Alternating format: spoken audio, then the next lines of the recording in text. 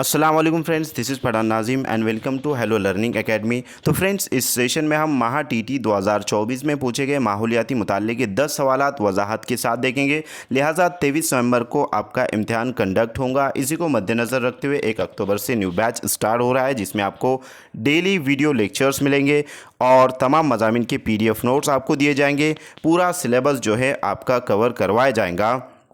इसके साथ आपको 4000+ MCQs एंड PYQs प्रैक्टिस के लिए दिए जाएंगे, ताकि आपकी स्टडी बेहतर तरीके से हो और बेहतरीन अंदाज में हो। तो फ्रेंड्स, यहाँ पर लिहाजा एक पेपर की फ़ीस हमने 499 रखा है, और अगर से आप दोनों पेपर ज्वाइन करते हो तो 799 इसका फ़ीस है। अगर आप इंटरेस्टेड हो तो नीचे दिए गए नंबर पर व्हाट्सअप या कॉन्टैक्ट कीजिए और कोर्स को ज्वाइन कीजिए और अपनी स्टडी स्टार्ट कीजिए। तो फ्रेंड्स, वक्त को ज़ाया ना करते हुए चलते हैं हम क्वेश्चन की तरफ।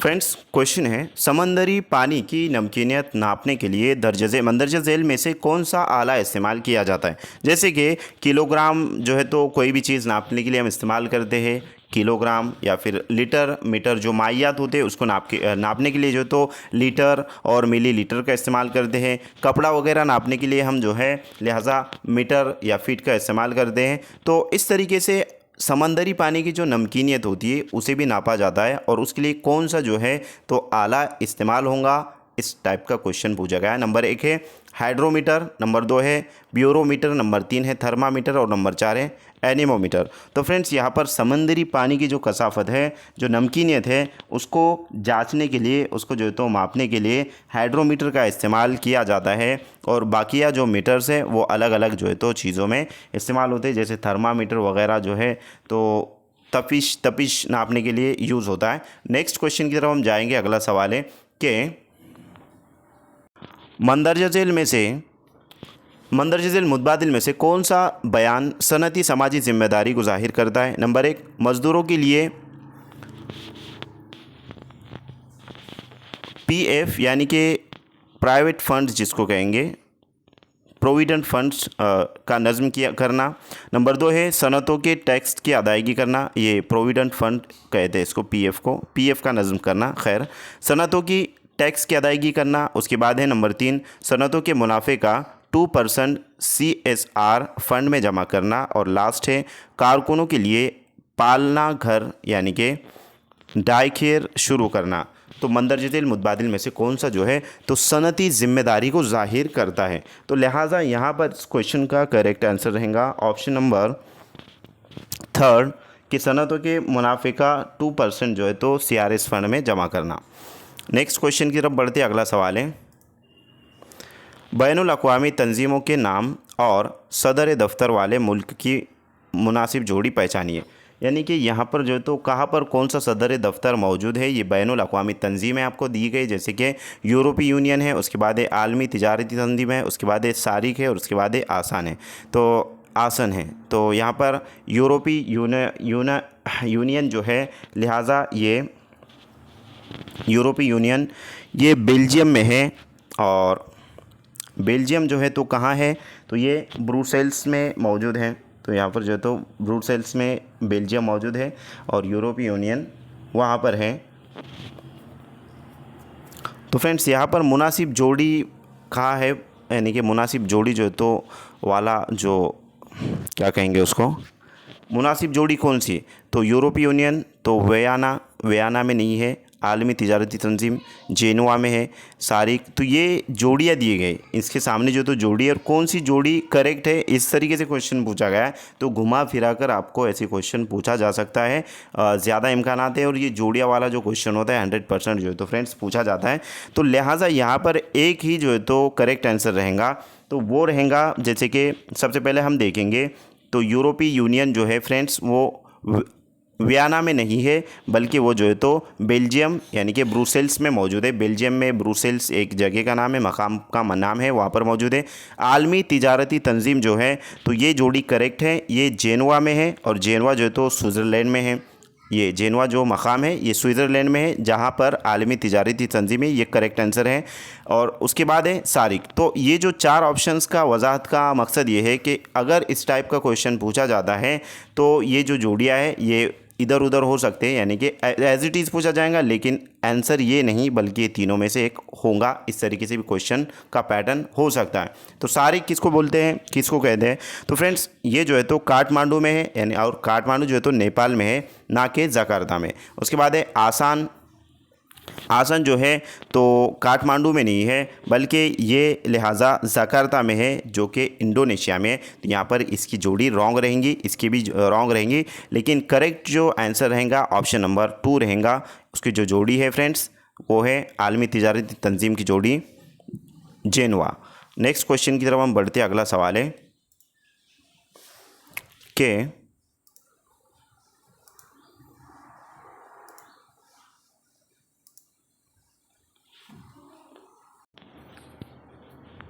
मखसूस ज़रूरतें रखने वाले लड़के लड़कियों के लिए तालीम हासिल करने की ज़्यादा से ज़्यादा उम्र की क्या शराइत है?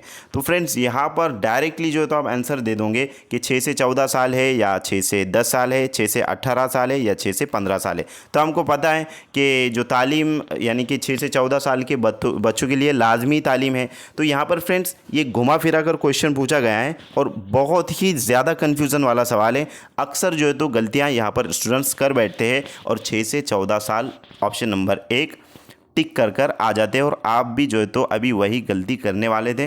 तो फ्रेंड्स मखसूस ज़रूरतें से मुतालिक क्वेश्चन पूछा गया है कि मखसूस ज़रूरतों से रिलेटेड जो है तो क्वेश्चन है, जैसे कि जो फिज़िकल डिसेबल होते हैं उनसे रिलेटेड क्वेश्चन है कि फिज़िकल डिसेबल मीन्स मखसूस ज़रूरतें रखने वाले लड़के लड़कियों के लिए तालीम हासिल करने की ज़्यादा से ज़्यादा उम्र की जो शर्त है वो क्या है? तो यहाँ पर 2 क्वेश्चन बनते हैं कि यानी कि लाजमी तालीम जो है, मुफ्त लाजमी तालीम, तो वो कौन सी ईयर में है, उसकी उम्र की शर्त क्या है, इस तरीके से पूछा जा सकता है। तो वो है 6 से 14 साल, जो कि लाजमी और मुफ्त तालीम है हर एक स्टूडेंट, हर एक जो है तो बच्चे के लिए, हर एक तालिब इल्म के लिए। तो लिहाजा मखसूस ज़रूरतें रखने वाले जो तलबा होते हैं उनके लिए क्या शर्त है? तो यहाँ पर है 6 से 10 साल, 6 से 14 साल तो ये लाजमी तालीम का हो जाएगा, 6 से 10 साल नहीं रहेगा, 6 से 18 या 6 से 15, तो ये दोनों में से आंसर रहेगा। तो फ्रेंड्स इसका जो करेक्ट आंसर है वो है 6 से 18 साल। जो अपाइज बच्चे होते हैं यानी कि फ़िज़िकल डिसेबल होते हैं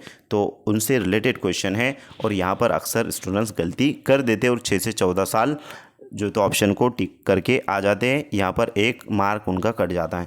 तो आपको ये अच्छे से ध्यान में रखना है। यहाँ पर 2 क्वेश्चन बनते हैं, एक मखसूस ज़रूरत वाला और एक लाजमी तालीम के लिए उम्र की जो है तो क्या हद है, इस तरीके से क्वेश्चन पूछा जा सकता है। तो यहाँ पर करेक्ट आंसर रहेगा ऑप्शन नंबर 3। नेक्स्ट क्वेश्चन की तरफ बढ़ते हैं। अगला सवाल है कि नदी और उसके माविन नदी का गलत मुतबादिल कौन सा है? नदी और उसके माविन नदी, नंबर 1 है सिंध रावी, नंबर 2 है गंगा कोसी, नंबर 3 है कृष्णा ब्रह्मपुत्र, और नंबर 4 है तापी गिरना। तो फ्रेंड्स यहाँ पर जो करेक्ट माविन नदी कौन सी जो है तो नदी से निकल रही है, इस टाइप का क्वेश्चन पूछा गया है। लिहाजा इस क्वेश्चन का करेक्ट आंसर रहेगा ऑप्शन नंबर 3 कृष्णा को जो है तो ब्रह्मपुत्र, कृष्णा नदी से ब्रह्मपुत्र नदी निकलती है, सिंध से रावी नहीं निकलती, और गंगा से कोसी नहीं, और तापी से गिरना नहीं। तो इस तरीके से है, ये नदियों के ताल्लुक से भी क्वेश्चन आ सकता है। लिहाजा आपको मैप डाउनलोड कर लेना है नेट से, नदियों का मैप, और उसमें आप अच्छे से चेक कर सकते हो। नेक्स्ट क्वेश्चन की तरफ चलते हैं। अगला सवाल है, तो इस क्वेश्चन का correct answer option number 3 Mangalyaan Bharat का अहम मंसूबा किस नाम से मशहूर है? जो मंगलयान है भारत का मंसूबा है उसको क्या कहते हैं, किस नाम से मशहूर है? नंबर 1 है मॉम, नंबर 2 है MARSE, नंबर 3 है ऑर्बिट मिशन, और नंबर 4 है मंगल स्पेसयान। तो फ्रेंड्स ये जो क्वेश्चन पूछा गया है, लिहाजा ये पंजुम जमात की जो EVS की बुक है माहौलियाती मुताल्ला फर्स्ट, वहाँ से क्वेश्चन किया गया है। चैप्टर नंबर 1 ही है वो, और वहाँ से जो तो ये क्वेश्चन आया है। लिहाजा यहाँ पर भारत में जो मंसूबा है मंगलयान उसको किस नाम से यानी कि मशहूर है? तो वो इसका करेक्ट आंसर है ऑप्शन नंबर 1 मॉम, यानी मार्स ऑर्बिट मिशन जिसको कहते हैं, Mars orbit mission. Next question की तरफ चलते हैं। अब यहाँ पर मार्स है और ऑर्बिट मिशन है, तो ये अलग अलग दिया गया है, लेकिन इसको जो है तो MOM यानी कि मार्स ऑर्बिट मिशन के नाम से जो है तो वो मशहूर है। नेक्स्ट क्वेश्चन है अगला उस ग्रोह के नबातात को आलम नबातात के जलथलिए भी कहते हैं, यानी कि जलथलिए कहते हैं। कौन से जो है तो नबातात है जिसको आलम नबातात की जलथलिए कहते हैं? नंबर 1 है थियोलोफाइटा, नंबर 2 है ब्रायोफाइटा, नंबर 3 है ट्रेडोफाइटा और नंबर 4 है एंजियोस्पर्म्स यानी कि बंद बच्चा। तो यहाँ पर इस क्वेश्चन का correct answer option number 2 bryophyta, ये जो है तो नबातात के आलम के जलथलिए इसको कहते हैं। ऑप्शन नंबर 2 करेक्ट आंसर है। नेक्स्ट क्वेश्चन है बरके रुबा की बनावट से ताल्लुक़ रखने वाली खुसूसियत का मुतबादिल कौन सा है? बरके रुबा सॉरी। तो यहाँ पर नंबर 1 है तांबे की लंबी पट्टी। बरके रुबा की बनावट से ताल्लुक़ रखने वाली जो खुसूसियत है वो इन चारों ऑप्शन में से कौन सा है?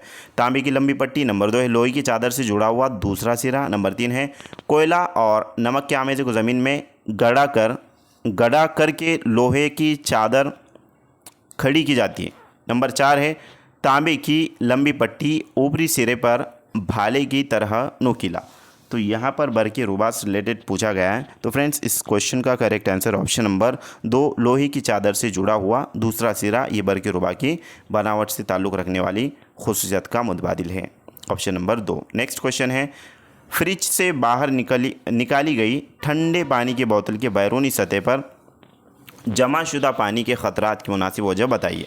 यानी कि क्यों जो है तो ठंडे पानी की बोतल अगर से हम फ्रिज से निकालते हैं, अक्सर जो तो रमज़ान में होता है कि इफ़्तार का वक्त होता है और हर एक जो है तो बोतल पकड़ने के लिए यानी कि बोतल जिसकी उसकी जो तो ले लेते हैं वहाँ से, और उसमें भी आनाकानी हो जाती है, उसमें जो है तो बहुत सारी चीज़ें होती है। खैर लिहाजा यहाँ पर बतौर मिसाल जो है तो यहाँ पर दिया गया है, और ये क्वेश्चन भी है और हकीकत भी है कि क्यों जो है तो ऐसा होता है कि फ्रिज से अगर बॉटल निकाली जाती है तो उसके बाहर से जो है तो बैरूनी सतह पर जमाशुदा पानी ख़तरात मुनासिब उसके यानी कि क्यों उसके बोतल के बाहर पानी के ख़तरात जम जाते हैं। नंबर 1 अमल तफ़ख़ीर की वजह से, नंबर 2 है अमल तस्ईद की वजह से, नंबर 3 है अमल तकसीफ़ की वजह से, या फिर नंबर 4 तफरीक़ी तरीक़ा। तो यहाँ पर तफरीक़ी तरीक़ा और अमल तस्ईद, तो फ्रेंड्स ये अमल तस्ईद और तफरीक़ी तरीक़ा नहीं होगा, अमल तफ़ख़ीर और अमल तकसीफ़ ये दोनों में से उसका आंसर है। तो लिहाजा अमल तफ़ख़ीर किसे कहते हैं और अमल तकसीफ़ किसे कहते हैं ये हमें पता होना चाहिए, क्योंकि ईजी कंसेप्ट है लेकिन इस पर क्वेश्चन आ सकता है, और ये ईवीएस का पार्ट है और साइंस का भी जो है तो ये पार्ट है। लिहाजा अमल तफ़ख़ीर कहते हैं, अमल तफ़ख़ीर पानी का भाप बनकर हवा में उड़ना, बुखारात की शक्ल इख्तियार करके जो तो हवा में उड़ना और ऊपर जा कर के उसकी जो है तो तय जम जाती है। लिहाजा वहाँ पर जो है तो वो सर्द होते हैं और सर्द होने के बाद बारिश की शक्ल इख्तियार कर लेते हैं, लिहाजा बारिश की शक्ल में वापस जो है तो ज़मीन पर गिरना, इसको तकसीब कहेंगे। और दूसरी मिसाल उसकी ये है कि सर्दियों में आपने देखा होगा कि जो गाड़ियाँ होती है बाहर खड़ी हुई होती है उसके कांच के ऊपर बारीक बारीक कतरे जो है तो नज़र आएंगे, जिसको हम शबनम कहते हैं। हकीकत में जो है तो वो शबनम जो होती है वो ठंडे पानी के वो जो है तो वो जो ख़तरात होते हैं, लिहाजा वो बुखारात होते हैं, आबी बुखारात, जो कि ठंडी की यानी कि जो कि ठंड की वजह से सर्द होकर के जम जाते हैं, और जब धूप धीरे धीरे निकलती है तो वो हवा में खारिज हो जाते हैं और पत्तों पे से भी जो है तो वो टपकते हैं नीचे, सर्दियों में अक्सर जो है तो देखते हैं। लिहाजा ये अमल तकसीफ़ इसका करेक्ट आंसर रहेगा, अमल तकसीफ़ की वजह से ऐसा होता है। उसके बाद है नेक्स्ट क्वेश्चन कि गर्म किया गया घी ठंडा होने पर गाढ़ा होता है, ये किस किस्म की तब्दीली है? नंबर 1 है तबई तब्दीली, नंबर 2 है कीमियाई तब्दीली, नंबर 3 है दौरी तब्दीली और नंबर 4 है गैर दौरी तब्दीली।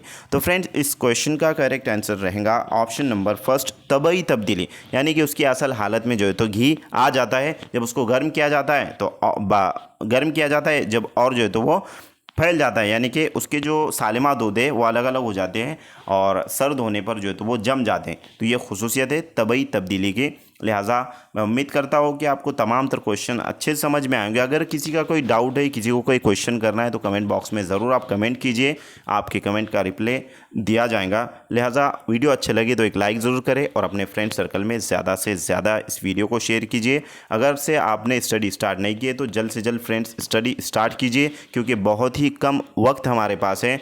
23 नवंबर को एग्ज़ाम है, ये बात आप जहन में रखें और आसानी से आप एग्ज़ाम को क्रैक कर सकते हो। खैर मिलते हैं नेक्स्ट टाइम नेक्स्ट वीडियो में। आज के लिए इतना काफ़ी है। Thank you for watching and listening my video. Thank you very much Indeed for your cooperation and have a nice day.